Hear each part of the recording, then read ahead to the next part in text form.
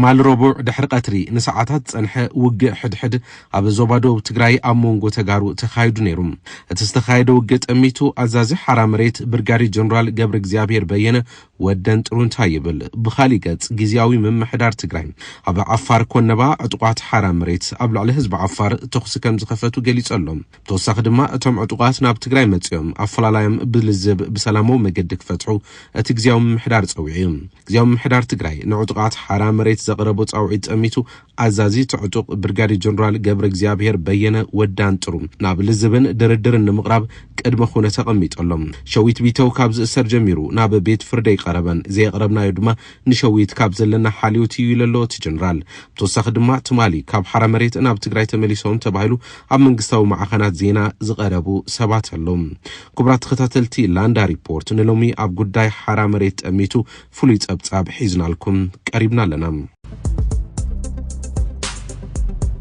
15 ጥሪ 2017 ዓመተ ምህረት ልዕል ኮር ተባሂሎም ዝተገለጹ አመራር ሐሰራዊት ትግራይ ነቲ ጉባኤ ዘካየደ በደብረ ጽዮን ገብረ ሚካኤል ዝመራሕ ክፋል ሕወሓቲና ንድግፍ ምባሎም ሲዒቡ ነቶም መራሕቲ ሰራዊትን ክፋል ሕወሓትን ዝተቃወሙ ዕጡቋት ኣብ ወሰናወሰን ዓፋር ዝመስረትዎ ሐራመሬት ተባሂሉ ዝፍለጥ ትማሊ ጊዜያዊ ምሕዳር ትግራይ ኣብ ጉዳይ ኣብ ዓፋር ዝንቀሳቀሱ ዝበዝሕ ሰብ ሐራመሬት ኢሉ ዝጽውዓ ንባዕሎም ድማ ሰራዊት ሰላም ትግራይ TPF ኢሎም ዝጽውዑ ዕጡቋት ጠሚቱ ኣብ ዘውጾ መግለጺ ብስም ሐራመሬት ኣብ ዓፋር ዝንቀሳቀሱ ዕጡቋት በመስመር በራሕለ ናብ ኮነባ ንምሕላፍ በዘቢሎም ድማ ኣብ ላዕሊ ትግራይ ጥቃት ክፍጽሙ ኣብ ዝፈተንሉ እዋን በዚ ሓሊፍኩም ኣብ ላዕሊ ሓውና ህዝቢ ትግራይ ጥቃት ክትፍጽሙ አይንፈቅድም መዝበሎም ህዝብ ዓፋር ናብ ጎነ ዘአተው ኮይኖም ዛጊድ ኣብ ላዕሊ ደቂ ዓፋር ተخصብ ምኽፋት ህውከት ፈጢሮም ኣለው ክብል እቲ መግለጽ ኸሲስዮም እቲ መግለጺ ዝተግባር ኣብ ትሕቲ ዝኾነ ይኹን ኩነታት ተቐባልነት የብሉን በባል ህዝብን ጊዜያዊ ምሕዳር ትግራይን እውን ብጽኑዕ ዝኾኑንዎ ንሕውነት ህዝብታት ትግራይን ዓፋርን ዘይምጥን ተግባር ይብል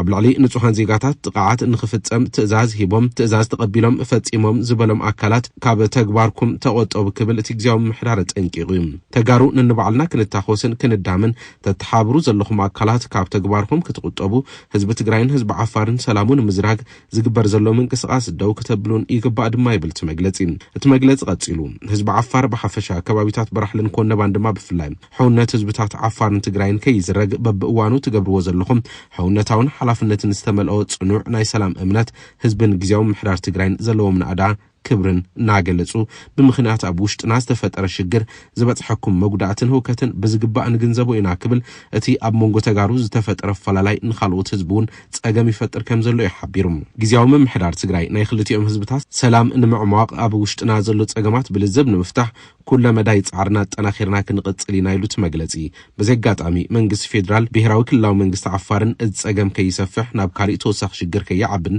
ሰላም ዝዘርግ ተግባራት ከይፍጸምን ስርሑ ክብለት ተሐሳሲብ እዩ እቲ መግለጺ ጻውዒት ሰላሙ ነቅሪብ እዩ ጊዜያዊ ምሕዳር ትግራይ ጸገም ትግራይ በተጋሩ ኣብ ትግራይ ክፍትሓለ ወይሉ ብጽኑዕ ያአመን ዝበለ ኮይኑ እንተስተደናጊርኩም ወይ ድማ ዝሓሻ ማራጽ መሲልኩም ጸገምና በአፈሙዝ ክንፈትሕና ኢልኩም እትንቀሳቀሱ ዘለኹም ወገናት ዘለኩም አፈላላይ በሰላማውን ፖለቲካውን አገባብ ንምፍታሕ ዘለና ቁርብነት ደጋጊምና እናገለጽና ናብ ዓድኹም ክትምለሱ ንልዝብ ቁርባት ክትኾኑ በባል ጊዜያዊ ምምሕዳር ክልል ትግራይ ጸዊዑ ምዚብ ዝተተሓዘ ትማሊ ካብ ሐራመሬት ናብ ትግራይ ተመሊሶም ተባሂሉ በመንግስቲ ኣብ ዝምርሓ ማዕኸና ዜና ኣብ ዝቀረበ ጸብጻብ ፕሬዝደንት ጊዜያዊ ምምሕዳር ትግራይ ታደሰ ወረደ ብዘቀረበ ጻውዒት መሰረት ዓጥቃዊ ቃልሲ ገዲፎም ናብ ትግራይ ተመሊሶም ይብል እቶም ተመሊሶም ዝተባሃሉ ሰባት ናይ ብልጽግና ሓሽከር ክንኸውን ኣይንደልን ኢልና መጺና ክብሉ ብናይ ብልጽግና ቀዳማይ ሚኒስትር ዝተሸመ ፕሬዝደንት ጊዜያዊ ምምሕዳር ትግራይ ነዘቀረበሎም ጻውዒት ተቀቢሎም ምእታዎም እዮም ዝገልጹ እቶም ዜና ዝተሰርሐሎም ናብ ትግራይ ተመሊሶም ዝተባሃሉ ዕጡቃት ብምስሊ ዝረአዩ حموشتهم تجارو ننبعلنا كين واقع حاسبنا إنا متينا يبلوم. ما ارتد صورة زولا حنت قال الله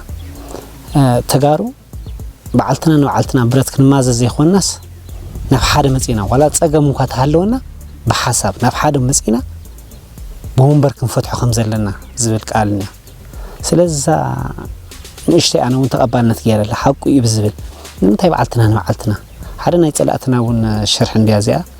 تشرح تايتل تجارو حدا تخوينا ما نم كم زي خلنا يفلتي سلازي أكل تخفيلك بعلتم نوعلتم مدخم زبل حنت حسب زحازو والو كأمن له سلازي كألكو بقى قد تناعدي كمان እዞም ካብ ሓራ መሬት ናብ ትግራይ ዝተመለሱ ተጋደልቲ ተራ አባላትን መራሕቲ ክፍለ ሰራዊትን ከም ዝርከብዎም ተገሊጹ። ኣብ ጉዳይ ቀይሕ ባሕሪ መራሕቲ ሓራ መሬት ኢትዮጵያ ኣፍ ደገ ባሕሪ ክትረክብ ይግባእ ዝብል መርገጽ ዝሓዙ ምዃኖም ኢትዮጵያ ኣፍ ደገ ባሕሪ ንክትረክብ ተጋሩ ክንቃለስ ከም ዝግበአና ዝገልጹ ኣመራርሓ ኣለዉ ብምባል እውን ይኸሱም። ኣብ ዝተኣከብናሉ ሰዓት ኣብ ዝመጽእ ዝነበረ ሞጅላት ትግራይ ከም ትግራይ ኮይና ስለ ትግራይ ዝሓስብ መራሒ የለን ኣብቲ ቦታ ስኸይዱ በተለይ ቶም ላዕለዎት ኣመራርሓ ዘለዉ ካብ ግንባር ንላዕሊ ዘለዉ ዕስዋት ኢለ ወስዶም ኣነ ከመይ ትልካኒ ምክንያቱ ከም ትግራይ ንህዝቢ ትግራይ ኢልና ኢና ወፂና ይብሉ ቃሎም ነቱ ኣው ዘለ ተጋዳላይ ምእመን ስለ ቀይሕ ባሕሪ ክወጋዕ ተለግን ቀይሕ ባሕሪ እጃምና ኢትዮጵያውያን ኢና ንሕና ስለ ቀይሕ ባሕሪ ይምልከተና እዩ ዓሰብ ክንሕዚና ብደምና ብደም ተጋር እያ ትመጽእ እናበሉ ኣብ ዘላዓሊ ሰራዊት ግን ዝተቐበለ ሰራዊት የለይ ሓዚ ውሽጣዊ ጸገማትና ብልዝብን ምርዳእን ዝፍትሐሉ ዕድል ተስፋ ረኺብና ናብ ዓድና ተመሊስና ክብሉ እዮም ገሊጾም። ኣብ ጉዳይ ተፈጻመታ ተመልኪቱ ንኣዛዚ ሓራ መሬት ሓቲትና ኣለና። ትማል ረቡዕ 21 መስከረም 2018 ዓ.ም ኣብ ክልል ዓፋር ኮነባ ኣብ ዝተባሃለ ከባቢ ዕጡቋት ሓራ መሬት ኣብ ልዕሊ ነበርቲ ዓፋር ተኽሲ ከፊቶም ተባሂሉ ብግዚያዊ ምሕዳር ትግራይ ዝተልዓለ ክስ ጠሚቱ ንኣዛዚ ሓራ መሬት ብርጋዴር ጀነራል ገብረ እግዚአብሔር በየነ ወዳን ጥሩ ብላንዳ ሪፖርት ሓቲቱ ኣብ ዓፋር እናነበርና ኣብ ላዕሊ ዓፋር ኣይንትኩስን ዝበለ ኮይኑ ነበርቲ ከባቢ ቅድሚ ሕዚ ሕወሓት ዝበደለቶም እዩ ንዓና ተቃውሞ ርእዩ ኢሉ ሕወሓት ዝፈጠሮ ጸገም ተጋሩ ስለንኸፍሎ ቅድሚ ሕዚ ሕወሓት በዲላትና ብምባል ናትና ክልተ መኪና ዕንዮም ክብል እዩ እቲ ጀነራል ሓቢሩ ዘተኮስናዮ ጥይት የለን ብተወሳኹን ኣብ ላዕሊ ሰብ ዝበፅሐ ጉድኣት የለን ክብል ምላሽ ቅድሚ ሕዚ ተጋሩ ጨፍጭፍኩምና ኢኹም ከይተዓረቕና ኣይትምጹና እዮም ኢሎም ሕወሓት ዝፈጸመቶ ተጋሩ ስለንኸፍሎ ክልተ መኻይን ኣቃጺሎምን ገልቢጦምልናን ክብል ወደን ጥሩ ሓቢሩ ኮነባ ካብ ዕፅቢ እንዳስላሰ ሰሜናዊ ምብራቅ ኣንፈት ትርከብ ናይ ዓፋር ከባቢያ እቲ ጀነራል ብግዚያዊ ምምሕዳር ዝተወሃበ መግለጽ ጠሚቱ ኣብ ዝሃቦ ምላሽ ድማ ናይ ዓፋር ካብ ዝዛረቡ እቲ በዓልና ንበዓልና ኣብ ማይ ማዕዶ ዝተጨፋጨፍናዮ ንህዝቢ ዘይገልጹ ኢሉ ትማል ረቡዕ ዕጡቃት ሓራ መሬት ምስ ሰራዊት ትግራይ ኣርሚ 33 ከቢድ ውግእ ኣካይድና ብምባል ተጋሩ ነንበዓልና ተዋጊና ዝምሕዘን ይክብል ይወደን ጥሩ ዝገለጸ ኣብ ዞባ ደቡብ ትግራይ ካብ ኮረም ንኣንፈት ምዕራብ ማይ ማዕዶ ኣብ ዝበሃል ከባቢ ትማል ድሕሪ ቀትሪ ውግእ ከም ዝተኻየደ ዝገለጸ እቲ ጀነራል ተጋሩ ነንበዓልና ተጨፋጭፍና ክብል እዩ ገሊጹ መጽዮምና ተኸላኺልና ዝበለት ጀነራል ኣብ መንጎና ውግእ ምክያዱ መግሆ እዩ ብምባል እውን ከም ዝሕዞነ ገሊጹ ግዚያዊ ምምሕዳር ትግራይ ንዕጡቃት ሓረ መሬት ዘቕረቦ ጻውዒት ሰላም ጠሚቱ ኣዛዚ ዕጡቕ ብርጋዴር ጀነራል ገብረ እግዚአብሔር በየነ ወዳን ጥሩ ናይ ሰላም ሓይሊ ኢና ዝበለ ኮይኑ ናብ ልዝብን ድርድርን ንምቕራብ ግና ቅድሚ ኩነት ኣቐሚጡ እዩ ካብ ቀደምና ንሰላም ድሉ ኢና ዝበለ እቲ ኣዛዚ ዕጡቃት ሓራ መሬት ንሰላም ድሉ ምዃኑ ገሊጾሎም እቲ ብግዚያዊ ምሕዳር ትግራይ ይቐርብ ዘሎ ጻውዒት ግና ንይምሰል ክብል ነቒፍዎሎም ናብ ልዝብ ክንኣቱ ንኽእል ኣብ ዞባ ደቡብ ንህዝቢ ራያ ይፍጸም ዘሎ መጥቃዕቲ ደውን ትብል መራሕቲ ሕወሓት ኣብ ልዕሊ ህዝቢ ራያ ኩናት ኣዊጆም እዮም እዚ እውን ጠጠው ከብልዎ ይግባእ ኢሎም ካሊእ ዘልዕሎ ቀንዲ ነጥቢ ድማ ኣብ ዓፋር ኮይና ክንደራደረ እንደለን ሰራዊት ትግራይ ቦታ ይልቀቐልና ኣብ ትግራይ ገለገለ ቦታታት ንእቶ ካብኡ ልዝብ ክንጅምር ክብል ሓቢሩ ካብ ትግራይ ወጻይ ኣብ ዓፋር ኮይንካ ልዝብ ኣይሕሰብን ክብል ድማ ተዛሪቦሎም ዕጥቅኹም ኣራጊፍኩም ብምእታው ናብ ድርድር ክትቀርቡ ሰላማዊ ልዝብ ጥራሕ ክህሉ ኢኹም ትሕተቱ ዘለኹም ተባሂሉ ዝተሓተተ ወዳን ጥሩ ንሳቶምን ዕጥቆም የውርዱ ኢሉ ንመራሕቲ ትግራይ ጸዊዖም ኣብ ትግራይ መንግስቲ የለን ኢሉ ከም ዝኣምን እውን ገሊጾሎም ትግራይ ብኮንሬላትን ጀነራላትን ያ ትምራሕ ዘላ ክብል እዩ ብርጋዴር ጀነራል ገብረ እግዚአብሔር በየነ ወዳን ጥሩ ዝሓበረም ብመንግስቲ ፌደራል ንፕሬዚደንት ታደሰ ወረደ ዝሃቦ ስልጣን ጥራሕያ ሕጋውነት ዘለዋ ዝበለ ኮይኑ እቲ ብቀዳማይ ሚኒስትር አብይ አሕመድ ዝተወሃበ ሹመት ክልዓል ድማ እንዳሓተተ ለናይሉ ኣብ ጉዳይ ማእሰርቲ ሸዊት ቢተው ሕቶ ቀሪብናሉ ንምንታይ ገበንት ሃሊዎ ናብ ቤት ፍርዲ ዘይቀረብኩምዎ ተባሂሉ ዝተሓተተ ወደን ጥሩ ሸዊት ቢተው ካብ ዝእሰር ጀሚሩ ናብ ቤት ፍርዲ የቀረበን ዘይቀረብናዮ ድማ ንሸዊት ካብ ዘለና ሓልዮት ይሉ እቲ ጀነራል ተዛሪቦም ሸዊት ብገብረ ራዕዲ ዘኽስስ ተግባር ይፈጽሙ ብምባል ነዊሕ ግዜ ኣብ ማእሰርቲ ዘጽንሖ እዩ ብዙሕ ሰነድ ኣለና ብምባል ብሓልዮት ግና በዓልና እቲ ጸገም ክንርእዩና ንጻር ዘለና ኢሉ ኣብ ቀረባ ክፍታሕ ድዩ ሸዊት ዝብል ሕቶ ንወደን ጥሩ ቀሪብናሉ እቲ ጀነራል ኣብ ጉዳይ ሸዊት ተወሳኺ ርእቶ ካብ መሃብ ተዓቂበሎም ኣብ ጉዳይ ሽም እቶም ዕጡቃት ጠሚቱን ሕቶ ቀሪብናሉ ሰራዊት ሰላም ትግራይ ኢልኩም ንባዕልኩም ትጽውዑ ኮይኑ ግና ትዋጉ ሰራዊት ተሰልጥኑ ትዕጠቁ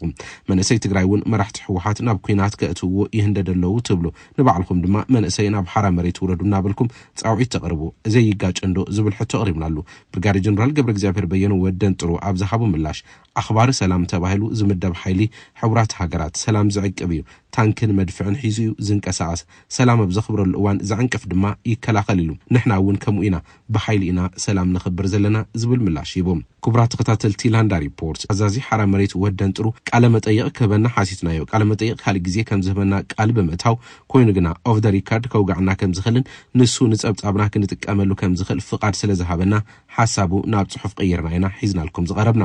ንሎሚ ኣብ ጉዳይ ሓራ መሬት ፍሉይ ምድላው ዛዚምና ኣለና ስለ ዝተኸታተልኩምና ነመስግን ኣብ ላንዳ ሪፖርት ዝቐርቡ እዋናውን ሚዛናውን ሓበሬታታት ቀልጢፎም ንኽበጽሑም ብተወሳኺ ድማ ጸብጻባትና ናብ ካልኦት ንክበጽሑ ላይክ ሼር ሰብስክራይብ ክትገብሩልና ንሓትት ሰላም